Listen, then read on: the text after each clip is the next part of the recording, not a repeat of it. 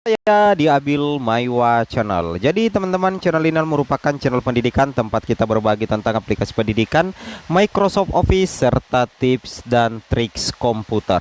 Jadi pada video kali ini teman-teman ya, kembali lagi admin akan mencoba mengupdate informasi perihal dua kemungkinan ya. Ini kita masih berbicara prediksi, jadi belum pasti juga dan semua masih bisa terjadi teman-teman karena memang belum ada mekanisme. Tapi tidak masalah, di sini kita bahas dua kemungkinan perbedaan nasib P2, P3, P4 yang mendapatkan kode P dan kode TL di P3K Guru 2024. Jangan salah kaprah teman-teman ya. Antara kode P dan kode TL itu berbeda. Kalau kode P itu dianggap bahwa dari segi nilai sudah aman, berarti passing grade. Sedangkan kalau kode TL berarti memang tidak lulus. Berarti pada saat ikut tes memang tidak lulus teman-teman. Berarti kode TL itu diperoleh oleh P4. Sedangkan kode P memungkinkan ini untuk P2, P3 dan juga P4 teman-teman, tapi justru tidak mendapatkan penempatan. Sehingga kalau kita lihat dari kesetaraan antara kode P dan kode TL itu sangat jelas berbeda. Nah, di sini kita mencoba membuat dua kemungkinan prediksi perihal perbedaan nasib P2, P3, P4, kode P dan kode TL di P3K Guru 2024 teman-teman ya. Langsung saja. Yang pertama itu adalah seperti ini teman-teman. Kode TL berarti P4 ya. Jadi ingat ya, kode TL itu berarti tidak lulus, itu adalah P4 atau pelamar umum yang tidak lolos PG. Berarti kemungkinan atau prediksinya akan tes cat lagi dan menjadi prioritas terakhir. Karena untuk P3K Guru 2024 itu tetap akan memprioritaskan P1, P2, P3 dan P4 masih ada urutannya. Jadi urutan pertama itu 12.000 P1, disusul P2, disusul P3 dan P4. Sehingga kalau kode TL itu adalah P4. Ingat, kode TL itu adalah P4 yang ikut tes kemarin tapi tidak mencapai passing grade. Berarti kemungkinan yang akan terjadi P4 yang kode TL itu akan mengikuti tes cat lagi teman-teman dan menjadi prioritas terakhir setelah P1, P2, P3 atau pelamar umum. Apalagi P3K Guru 2024 itu menjadi ronde terakhir untuk guru honorer karena di tahun 2025 sudah ada RTG Ruang Talenta Guru dan ada lembaran baru dari Kemdikbudristek untuk guru-guru lulusan PPG Prajabatan dan juga guru muda bersertifikat pendidik. Jadi nantinya di 2025 itu berbeda sekali skemanya dengan 2024. Jadi P3K Guru 2024 itu hampir sama dengan skema di P3K Guru 2023. Jadi tenang saja bagi teman-teman yang belum lulus di P3K Guru 2023, masih ada kesempatan di P3K Guru 2024 teman-teman ya. Oke, kemudian kemungkinan yang kedua adalah ini teman-teman, kode P adalah semua guru P2, P3 ya. Jadi sebenarnya P1 juga ya, passing grade. Tapi yang kita bahas di sini P2 dan P3. Jadi kode P itu adalah semua guru P2, P3 dan juga P4 ya, dan juga P4. Kalau P1 sudah pasti tanpa tes.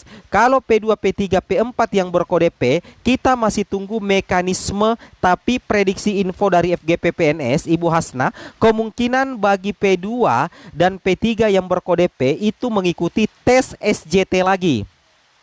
Jadi di sini sudah ada indikator bahwa mekanisme P3K Guru 2024 itu tidak akan jauh berbeda dengan mekanisme P3K Guru 2023 karena memang menjadi ronde terakhir untuk mencoba. Di sini kita katakan saja mencoba menuntaskan guru honorer yang baru lulus di P3K Guru 2023. Tapi ini harus ada kolaborasi juga teman-teman. Ada kolaborasi antara Kemendikbudristek dan Pemda untuk mengajukan formasi yang maksimal demi penuntasan guru honorer, terutama P1, P2, P3, P4 teman-teman yang berkode P dan berkode TL teman-teman ya. Itu adalah kemungkinan yang pertama. Kemungkinan yang kedua adalah ini. Kemungkinan yang kedua teman-teman adalah di sini. Posisi P2 dan P3 adalah prioritas nomor 2 dan nomor 3 setelah P1. Ini sudah sangat jelas ya. Apalagi dari usulan formasi nantinya yang berjumlah 300.000, 200.000 teman-teman itu diperuntukkan untuk guru P1, P2 dan P3. Sehingga admin berani mengatakan untuk posisi prioritas P2 dan P3 itu akan menjadi prioritas nomor 2 teman-teman ya, menjadi prioritas nomor 2 dan nomor 3 setelah P1. Jadi yang dituntaskan dulu itu adalah P1 teman-teman, jumlahnya itu 12.000. Jika masih ada formasi nanti, maka nanti gilirannya P2 dan P3. Ini di P3K 2024 yang menjadi ronde terakhir teman-teman ya, untuk mekanisme yang hampir mirip dengan seleksi P3K Guru 2023.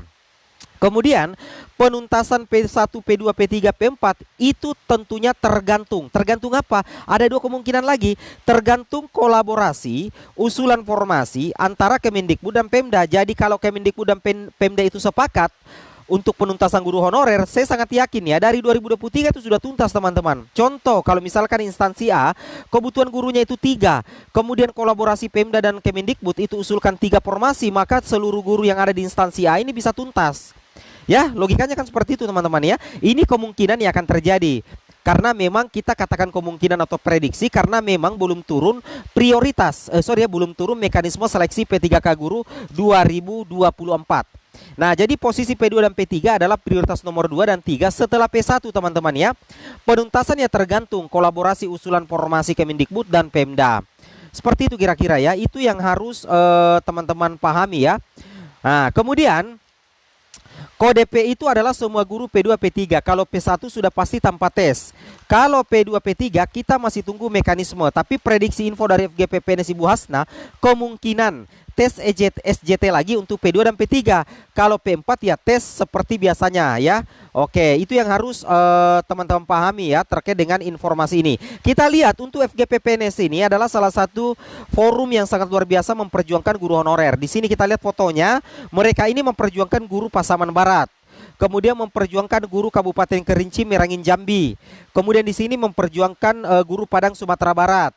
Nah, kemudian di sini saya sudah chat dari ini adalah salah satu info dari FGPPNS. Sudah saya berusaha tapi tetap tidak bisa.